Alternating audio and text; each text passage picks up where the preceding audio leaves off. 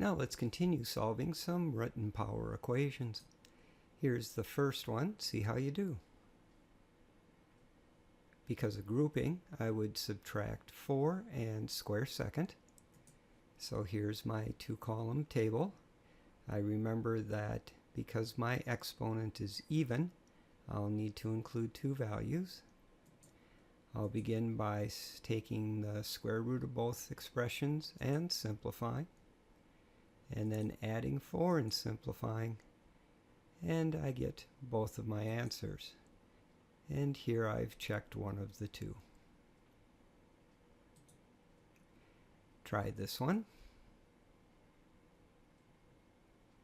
Due to the order of operations, we'd have to simplify the radicand before taking the square root. So I'm going to multiply first, subtract 5 second, and take the square root third. Here are my inverses. I'll start here at the bottom of the right column. I'm going to square both and simplify. I'll move up a row and add 5 to both and simplify. I'll move up a row and divide both by 4 and simplify. And here's the check. Now let's discuss our last issue having to do with the two-column table, and that is, what if the variable term is subtracted? For instance, here's an equation where we're subtracting the variable term. I'd recommend in cases like this that you rewrite the subtraction as adding an opposite and then build the two-column table.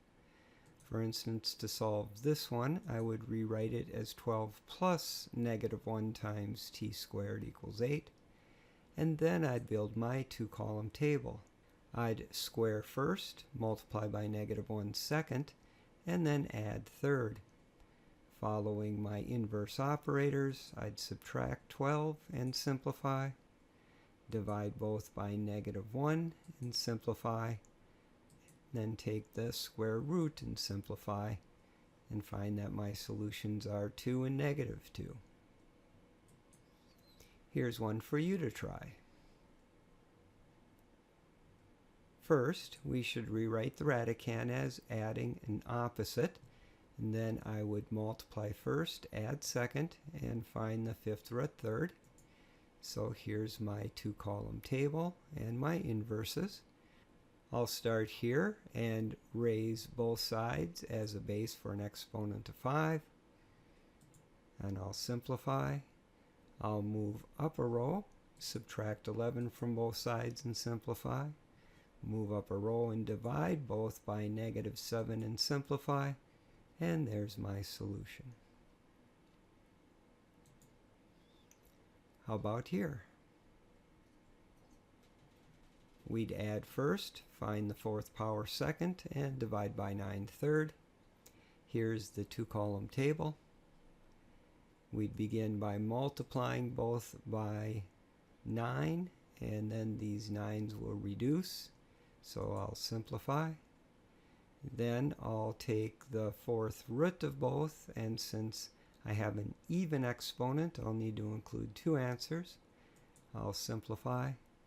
Last, I'll subtract 0.2 from both and simplify. And those are my two solutions. And here's a check of one of the two. Try this one. Here we again have the case where we're subtracting our variable term. So I'm going to rewrite that as adding an opposite. Then my two-column table will be multiplying by -1, adding 9, dividing by 9, and then finding the cube root.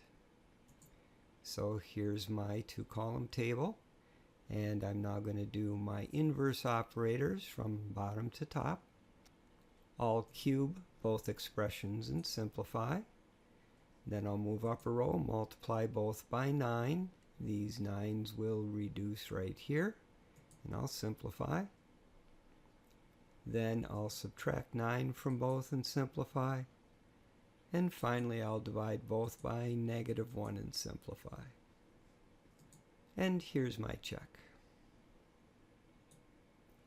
Here's another to try. This time I would multiply first, find the fourth root second, add 15 third, and divide by 9 last. Here's the table. I'm going to multiply by 9 and simplify, subtract 15 and simplify, use both as a base for an exponent of 4 and simplify, and last I'll divide by 9 and simplify. Here's my check. Try this one. Make sure you simplify your answer completely. Here's my two-column table. I'll start at the bottom of the right column. I'm going to add 2 to both sides and simplify. Then divide both by 3 and simplify. Find the square root, remembering to include both values, and simplify. And then I'm going to add 3 to both sides and simplify. Last, I'm going to have to rationalize this denominator. So I'm going to think of it as root 2 over root 3, multiply by 1 in the form root 3 over root 3, and simplify to my final answer. And here's a check of one of the two. Try this one. By order of operations, I would multiply, subtract, find the 7th power, divide by 2, and then take the square root. So here's my table, here's my inverse operations.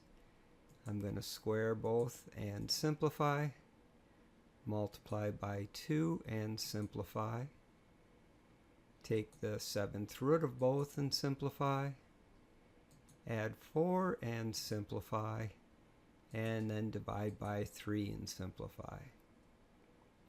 Of course, I'm going to check my answer.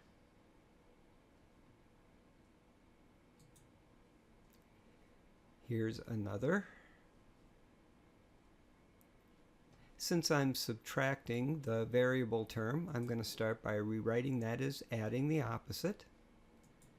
Then I'll build my table. I'll add 4 and simplify, divide by 5 and simplify, take square root of both, including both my values, subtract 3 from both and simplify, and then divide by -2 and simplify. You could leave your answer like this, but it's very common for people to multiply both the top and the bottom by -1. And when you do this, this will become subtraction and addition, which is the same as addition and subtraction. So people do multiply both by -1, but they keep this looking this way.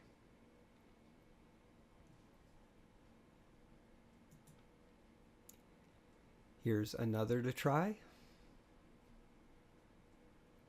Again, we're subtracting the variable term, so I'm going to rewrite that as adding an opposite. Then I'm going to build my table. I would multiply first, add second, find the cube root third, divide by 3/4, and then add 11 last. Here are my inverses. I'm going to subtract 11 and simplify. I'm going to multiply both by 3 and simplify. Cube both and simplify. Subtract 15 and simplify, and then divide both by -5. And here's our last one.